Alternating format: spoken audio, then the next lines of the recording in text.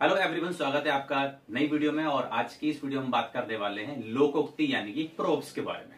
देखिए, हिंदी में और इंग्लिश में दोनों में ही लोकोक्तियां और मुहावरे होते हैं। मुहावरों को इडियम्स और लोकोक्तियों को प्रोवर्ब्स कहा जाता है। प्रोवर्ब्स यानी कि लोकोक्तियां वो होती हैं जो हमारे समाज में प्रचलित हैं बहुत ही पुराने समय से। जो पुराने समय के लोग थे, हमारे फोर फादर्स थे, उन्होंने अपने अनुभव और एक्सपीरियंस के आधार पर कुछ ऐसी बातें कही जो कि किन्हीं पर्टिकुलर सिचुएशंस में कही जाती हैं और वो एकदम सटीक यानी कि प्रिसाइज होती हैं। तो इनका यूज हम अपनी बात को रखने के लिए, स्टार्ट करने के लिए या फिर एग्जाम्पल तौर पर दे सकते हैं। इनका एक बहुत बड़ा डीप मीनिंग होता है। जब हम कोई भी लोकोक्ति या कोई मुहावरा बोलते हैं तो उसके पीछे एक बात छुपी होती है, एक मीनिंग होता है। तो चलिए फिर स्टार्ट करते हैं इंग्लिश विद हिंदी आपकी प्रोवर्ब्स को। तो देखिए, पहली प्रोवर्ब है, यहाँ पे आपने सुना होगा कि जहां चाह वहां राह। चाह से मतलब होता है कि अगर आप लाइफ में कुछ करना चाहते हैं तो आपके रास्ते अपने आप खुल जाते हैं, यानी कि जहां चाह वहां राह। तो इसका इंग्लिश होता है where there is a will there is a way, यानी कि जहां पर इच्छा शक्ति होती है, इच्छा होती है, will power, so there is a way, वहां पर अपने आप रास्ते बन जाते हैं, वहां पर एक रास्ता भी होता है। तो इसका मतलब क्या हुआ? जहां चाह वहां राह। दूसरा है आपका सेकंड प्रोवर्ब, अधजल घगरी झलकत जाए। ये हिंदी का है। इसका डीप मीनिंग अगर देखें तो अधजल का मतलब होता है आधा जल, गगरी का मतलब होता है घड़ा, झलकत का मतलब होता है गिरना और जाए मतलब जाना। यानी कि अगर किसी घड़े में आधा पानी भरा हुआ है, वो घड़ा आधा भरा हुआ है पानी से, और अगर आप उसको सर पे लेके चलते हैं तो बहुत ज्यादा झलकता है, बहुत ज्यादा हिलता है। वहीं अगर पानी यानी कि मटका पूरी तरह पानी से भरा हुआ है तो वो बहुत शांत रहता है। तो इसका मतलब कहीं ना कहीं लाइफ में इस तरह जाता है कि जो कम नॉलेज वाले इंसान होते हैं, जिनको ज्यादा नॉलेज नहीं होती है, वो बहुत बड़बड़ करते हैं, ठीक है ना।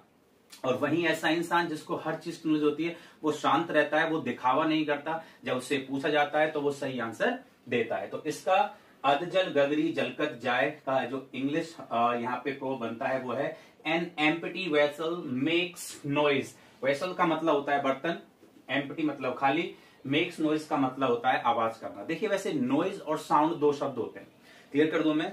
नॉइज का मतलब आवाज, साउंड का मतलब भी आवाज।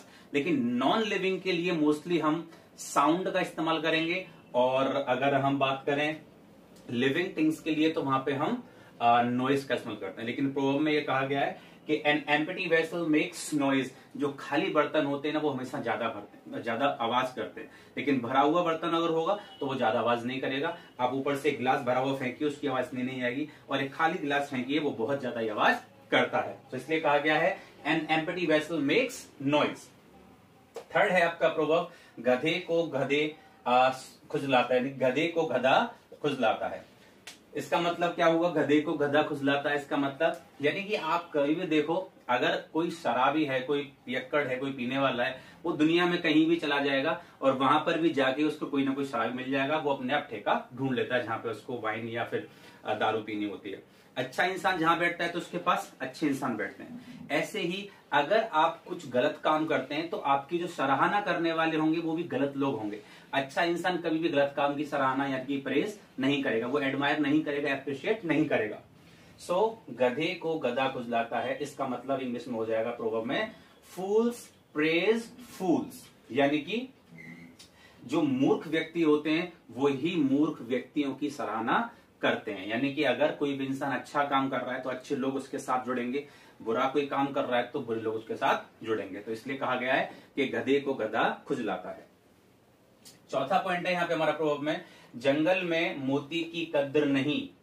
It means a thing is valued where is belong. दोबारा देखिए, a thing is valued where it's is belong या वेयर इट्स बिलोंग। देखो, जंगल में मोती की कदर नहीं। अगर कोई भी वैल्यूएबल चीज किसी और फील्ड में पड़ी है, फॉर एन एग्जाम्पल, जैसे कि कोई बहुत अच्छा क्रिकेटर है, अगर उस क्रिकेटर को आप इंजीनियरिंग लाइन में डाल देंगे तो उसकी वहां पर कोई कदर होगी नहीं।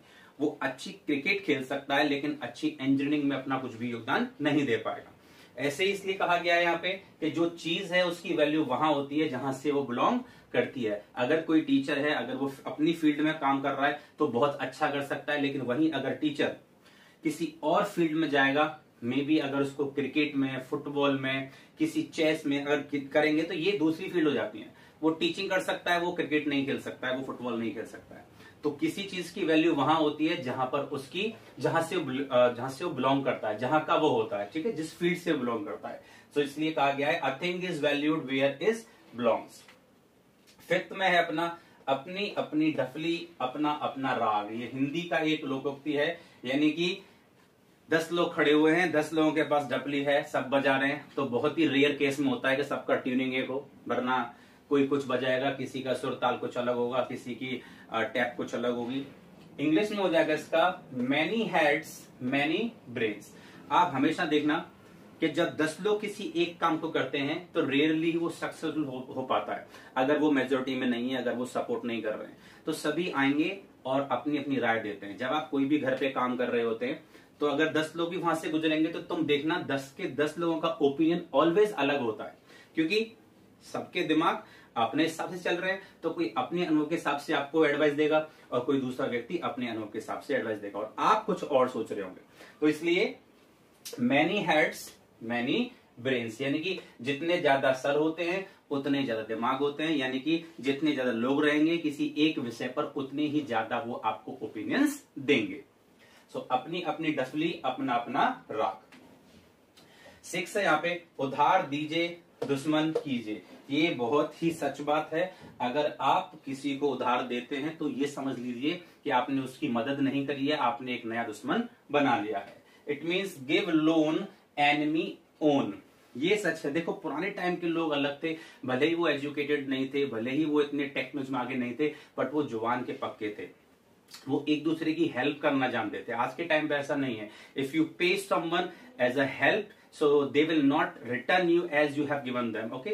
They will just think that यार के छोड़ो, अब तो हमारा काम बन गया, अब हमें इसकी कोई चिंता नहीं है, तो वो आपको परेशान करते रहेंगे, डुलाते रहेंगे, घुमाते रहेंगे। तो इसलिए कहा गया है उधार दीजिए दुश्मन कीजिए। तो बेस्ट है आप किसी को उधार ना दें।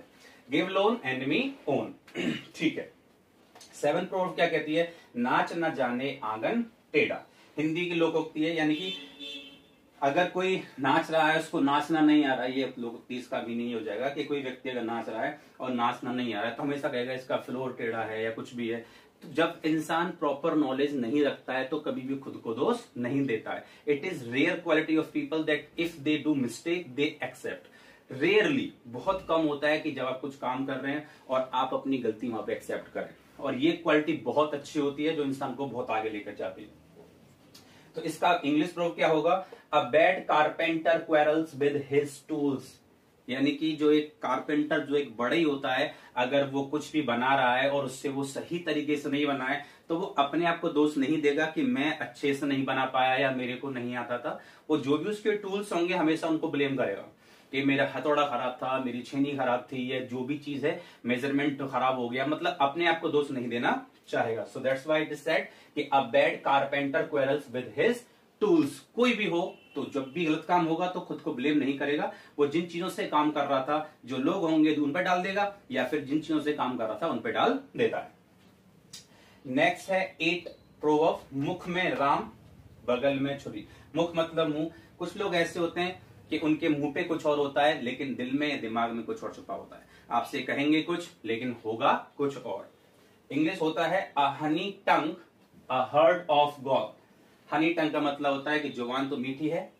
हर्ट ऑफ गॉल, गॉल का मतलब होता है दिल में कटुता, गलत वचन, बेईमानी या फिर बुरे वचन, बुरी सोच उनके दिल दिमाग में होती है। यानी कि वो बाहर से कुछ और दिखते हैं लेकिन उनके मन में कुछ और चल रहा होता है। तो ऐसे लोगों के लिए कहा जाता है अ honey tongue a heart of gall. 9 अपनी प्रोवर्ब है झूठ का अंत नहीं।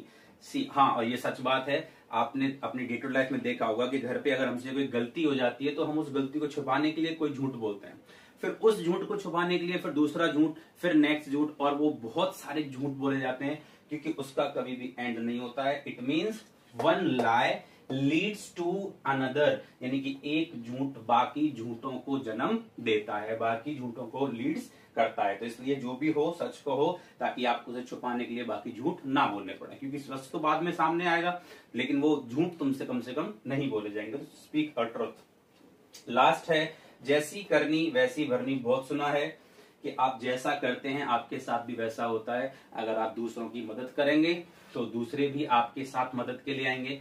अगर आप दूसरों का बुरा सोचेंगे तो वो लोग भी आपके बारे में बुरा ही सोचेंगे। तो इंग्लिश क्या होगा, as you sow shall you reap. Reap का मतलब होता है काटना और सो का मतलब होता है बोना, कि आप जैसा बोते हैं वैसा ही आप पाते हैं। अगर आप कांटे वाला पेड़ बोएंगे तो उस पर फूल नहीं आएंगे, कांटे ही आएंगे। तो अगर आप जिस तरीके से जो सीड जो बीज आज आप डाल रहे हैं भविष्य में जाके वैसा ही फल आपको देगा। तो अच्छा अगर आप कर रहे हैं तो आगे जाके आपको अच्छा मिलेगा, और अगर आप बुरा कर रहे हैं तो बुरा आपको मिलने वाला है। तो इस तरीके से हमारे पास आज की वीडियो में कुछ 10 प्रोवर्ब्स थी जिनको हिंदी में लोकोक्ति कहा जाता है, लोगों के द्वारा कही गई उक्तियां या वाक्य।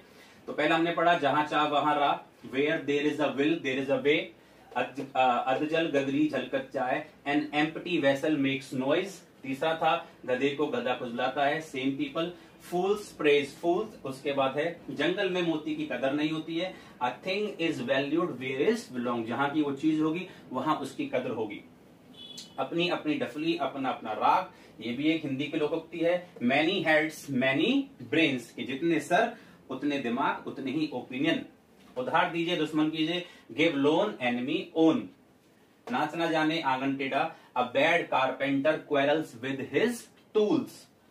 मुख में राम बगल में छुरी, a honey tongue a heart of gall, and झूठ का अंत नहीं, one lie leads to another. और लास्ट है जैसी करनी वैसी भरनी, as you sow shall you reap. तो इन लोकोक्तियों को पहले आप याद करें विद हिंदी टू इंग्लिश और English to Hindi. After that जब भी आपको सिचुएशन ऐसी लगती है कि यहाँ पे हम इस बात को बोल सकते हैं तो आपको ज्यादा बोलने की जरूरत नहीं है, ज्यादा सेंटेंसेस ज्यादा पैराग्राफ्स नहीं बोलना होता है। You just throw a one proverb at the face of someone और वो समझ जाएगा कि अच्छा, यानी कि आप अपनी कुछ जो भी फीलिंग है अगर दर्शाना चाहते हैं, चाहे वो in the way of positive हो नेगेटिव हो, तो आप जो भी आप बात कह रहे हैं तो इनसे स्टार्ट कर सकते हैं उस बात को और बाद में उसको फिर डिस्क्राइब कर सकते हैं। तो इससे थोड़ा सा बात समझ में अच्छे से आ जाती है। तो ये है आज की वीडियो में कुछ लोकोक्तियां। होप आपको ये वीडियो अच्छी लगी होगी और जो भी हमने सीखा है वो आपको समझ में आ गया होगा। तो फिर हम मिलेंगे अगली वीडियो में कुछ इंफॉर्मेटिव चीजों के साथ। तब तक के लिए जय हिंद।